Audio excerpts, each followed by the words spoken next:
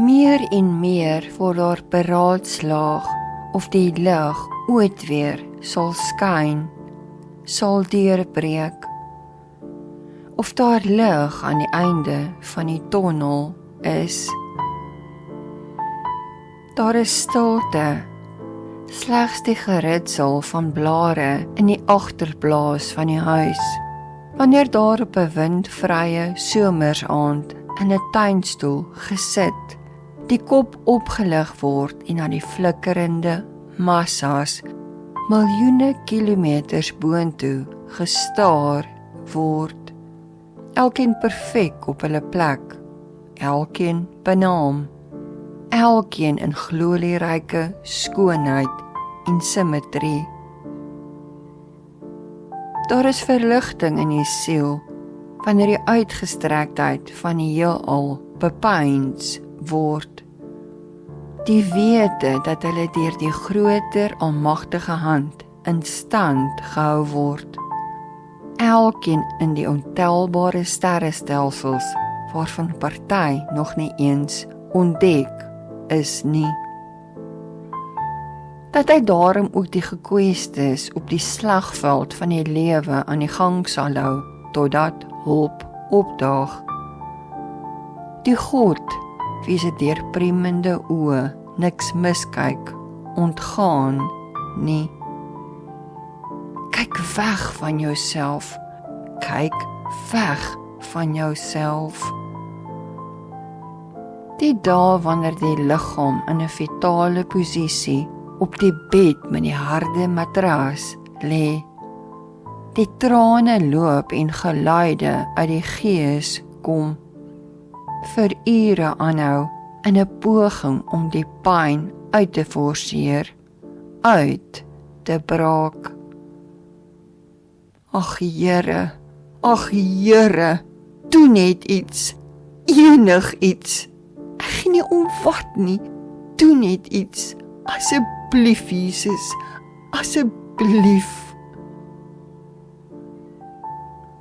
Maar hy is stil soos die landlynfoon op die Art Deco kas in die eetkamer. Here, wys my sonde, wys my waar ek U bedroef. Waar moet ek vergewe, God? Wys my Jesus, wys my. Vir die 10.000ste keer geen reaksie van die een wat jy te kares tevore jou enigste toevlug gemaak het nie. Stilte, wanhoops stilte. Die krisisvrae woel hysteries in die vreeskamers van die gees. Waar is my toevlug dan? Waar is my maker? Hoekom daag hy nie op nie? Red hy my nie? Die emosies wissel. Daar is onverwagte oomblikke van lig, om weer deur die donkerte van hooploosheid vervang te word. Die bose een, die een van 'n reptielagtige gedaante, sis sy leenwoorde in my ore. Dink jy nou regtig, hy hoor jou? Dink jy regtig, daar gaan 'n deurbraak moment vir jou wees? Jy sal jou eie planne moet maak, en as jy doen, sal jy na my toe kom. Jy is in 'n hoek, jy is op jou eie. Niemand, nie eens die een op wie jy vertrou, sal tot jou redding kom nie. En daar is in daardie oomblikke eenstemmigheid met die sissende, oortuigende stem van die reuse reptiel langs my. My ervaring bevestig dit.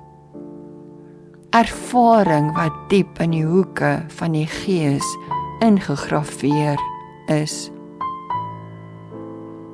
Die huis is 'n Auschwitz-kamp waarvan daar geen ontsnap nie. Vasgedruk tussen 'n beperkte hoeveelheid mure waaraan die spooke van gister se trauma, sielsdood vasklou. Daar sal nie genade wees nie, sê ek vir myself, berei jouself daarop voor. Jy weet van al die honderde vorige kere waar die hoop van emosionele warmte beskaam is, waar jy nie verstaan is nie, waar die onbegrip, die niksheid van blind wees, die resultaat op wanhopige krete was. Hou op dink, wees 'n niks. Vergeet dat jy mens is, vergeet dat jy pyn het. Probeer met alles in jou om nie te voel nie. Maar daar is verligting wanneer die groot swart letters op die helder wit skerm hulle verskyning maak. Wanneer die woorde, ekspressies, vloei uit die magteloosheid van 'n gebroke gees. Op daardie oomblik is die pyn glyend uit die vingers. Dit word fisies raak gesien in ander vorm. 'n Kort deurbraak op daardie oomblik. Dis nie geluide nie. Dit is transmissies.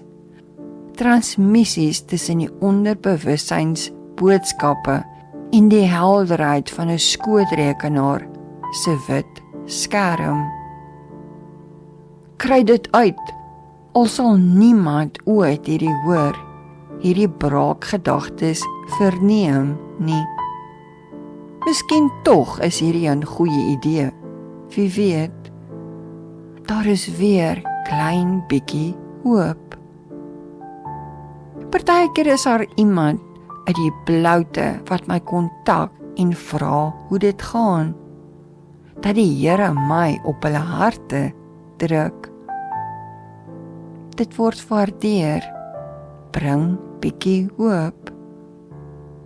Hulle bid vir 2-3 dae, is daar 'n bietjie lig in die gees, tot dit weer uitgedoof word tot algehele duisternis. Die hoop veg, soos 'n duif wat agterna bekyk word en vlieg vanuit die jaard.